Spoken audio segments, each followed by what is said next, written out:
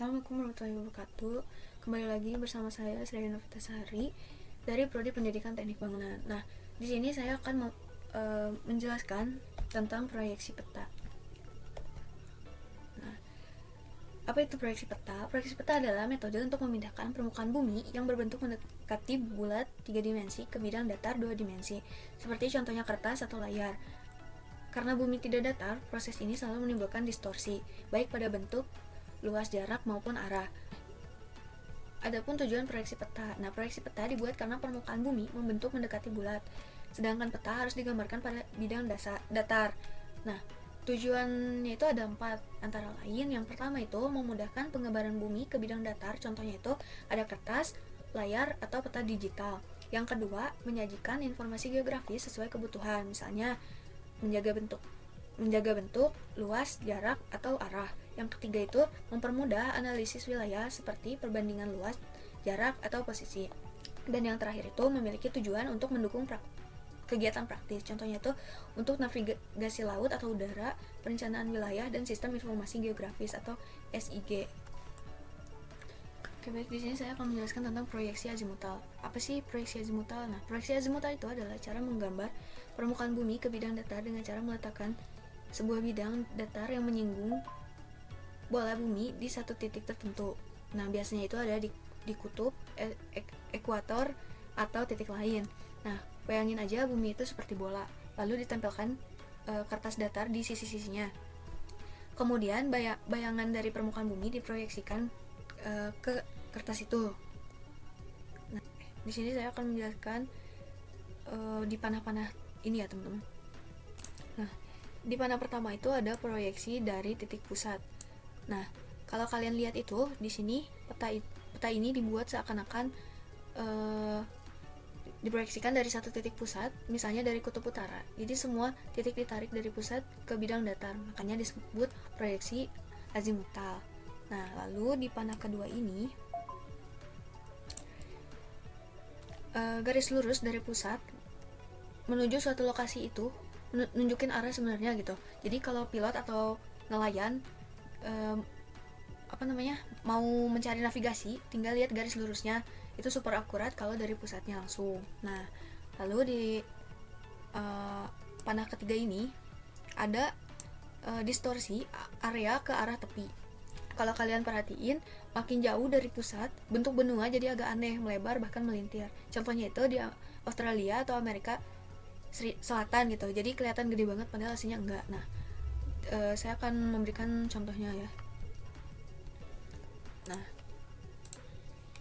Nah, contohnya itu ini. Kalau kita lihat di dua peta ini gitu, ada perbedaan yang cukup mencolok gitu. Di sebelah kiri itu ada proyeksi Mercator. Nah, peta ini sering dipakai di sekolah-sekolah dan atlas klasik gitu. Kelebihannya itu arah dan bentuk benua terlihat jelas, tapi ada masalah besar, yaitu ukuran benua jadi tidak sesuai. Misalnya Greenland jadi tampak hampir sebesar Afrika, padahal sebenarnya Afrika itu 14 kali lebih besar daripada Greenland. Nah, di sebelah kanan ini itu proyeksi Gall-Peters. Peta ini memperbaiki ukuran, jadi luas benua di tampilannya itu lebih proporsional gitu. Di sini kita bisa lihat Afrika tampak jauh lebih di sini ya, jadi tampak lebih besar gitu dibandingkan Greenland sesuai dengan ukuran aslinya. Tapi sebagai gantinya bentuk benua terlihat agak memanjang dan terdistorsi. Nah, jadi kesimpulannya itu tidak ada peta datar yang benar-benar sempurna, karena peta Mercator itu lebih bagus untuk navigasi arah, sedangkan peta Gall-Peters itu lebih adil gitu dalam menunjukkan ukuran wilayah di bumi. Seperti itu, teman-teman. Nah, baik, selanjutnya itu ada proyeksi kerucut. Nah, baik, selanjutnya itu ada proyeksi kerucut. Apa sih proyeksi kerucut? Nah, proyeksi kerucut itu cara memproyeksikan permukaan bumi ke sebuah bidang berbentuk kerucut yang menutupi bola. Nah, seperti ini ya, teman-teman. Jadi menutupi bola bumi gitu. Lalu kerucut itu dibuka menjadi bidang datar. Nah, bayangin aja bola dunia ini dimasukin ke dalam kerucut ini. Nah, lalu kemudian bayangin garis lintang dan garis bujur itu dipindahkan ke permukaan kerucut. Setelah kerucut dibuka, kita dapat melihat bentuk petanya itu menjadi seperti kipas. Nah, contohnya itu seperti ini ya teman-teman. Nah, contohnya itu setelah dibuka menjadi seperti kipas ini karena dimasukkan ke dalam kerucut tersebut. Nah, lanjut, saya di sini juga akan menjelaskan panah-panah ini ya teman-teman. Nah, di panah pertama ini itu ada kerucut proyeksi yang menunjukkan kerucut yang dipakai ini untuk menangkap proyeksi titik puncaknya, yaitu adalah pusat perspektif proyeksinya. Nah, ini pusatnya ada di atas ya. Nah, lalu di panah kedua ini ada paralel standar, yaitu garis singgung atau potong tampak sebagai lingkar merah di globe. Nah, ini lingkaran merahnya ya teman-teman. Nah, seperti ini.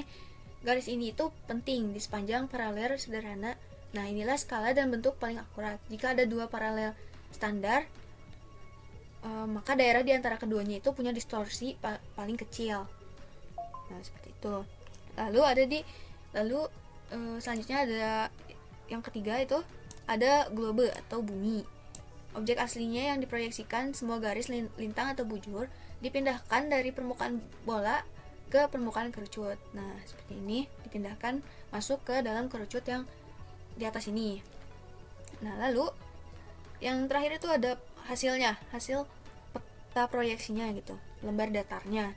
Nah, tampilan setelah kerucut dibuka itu paralel tampil sebagai busur lingkaran. Meridian biasanya nampak sebagai garis yang menyebar menuju puncak radial. Nah, jadi seperti ini setelah kerucutnya dibuka dari bola globe itu. Setelah bola globe yang dimasukkan ke dalam kerucut dibuka, nah hasilnya itu seperti ini ya teman-teman. Nah, seperti itu. Baik, selanjutnya saya akan menjelaskan proyeksi silinder ya. Sebelumnya, apa sih proyeksi silinder? Nah, proyeksi silinder itu adalah cara memproyeksikan permukaan bumi ke bidang berbentuk tabung atau silinder yang menyelimuti bola bumi. Nah, setelah itu silinder dibuka menjadi bidang datar berbentuk persegi panjang. Bayangin aja bola dunia dimasukin ke dalam tabung. Bayangin garis lintang dan garis bujur dipindahkan ke dinding tabung, kemudian tabungnya dibuka. Nah, di panah yang pertama ini itu ada silinder proyeksinya yang menunjukkan bidang berbentuk tabung yang menyelimuti bola bumi. Garis lintang dan bujurnya itu diproyeksikan ke permukaan silinder. Nah, setelah silindernya dibuka, hasilnya berupa peta berbentuk persegi panjang. Nah, lalu yang kedua itu ada paralel standar ya teman-teman. Nah, ini yang kedua. Garis lintang tempat silinder menyinggung bumi biasanya disebut ekuator. Garis ini skala paling akurat dan minim distorsi. Semakin jauh garisnya ini, misalnya mendekati kutub, bentuk wilayah makin terdistorsi gitu. Jadi kalau sudah mendekati kutub itu, maka bentuk wilayahnya itu semakin terdistorsi. Nah, seperti itu. Nah, yang ketiga itu ada bumi atau globe. Nah, bola bumi yang menjadi objek aslinya. Semua koordinat di permukaan bumi ini dipindahkan ke bidang silinder itu. Jadi dimasukkan ke dalam tabung tersebut ya teman-teman. Nah, selanjutnya ada peta hasil proyeksi. Bentuk akhir dari hasil bentuk dari hasil bumi yang dimasukkan ke dalam silinder tersebut. Hasilnya itu adalah peta berbentuk persegi panjang. Contohnya itu peta Mercator. Nah, wilayah di dekat ekuator terlihat proporsional, sedangkan wilayah di daerah kutub itu, misalnya di Greenland, Antartika, itu tampak kayak sangat besar karena distorsinya gitu, teman-teman. Nah, jadi itulah perbedaan proyeksi Mercator dan Gall-Peters. Intinya nggak ada peta datar yang sempurna, semuanya itu punya kelebihan dan kekurangannya masing-masing. Semoga setelah nonton video ini kalian jadi lebih paham cara membaca peta dan lebih bijak. Kalau suka dengan video ini, jangan lupa like, share, dan subscribe supaya nggak ketinggalan pembahasan menarik lainnya. Sampai jumpa di video berikutnya. Bye bye.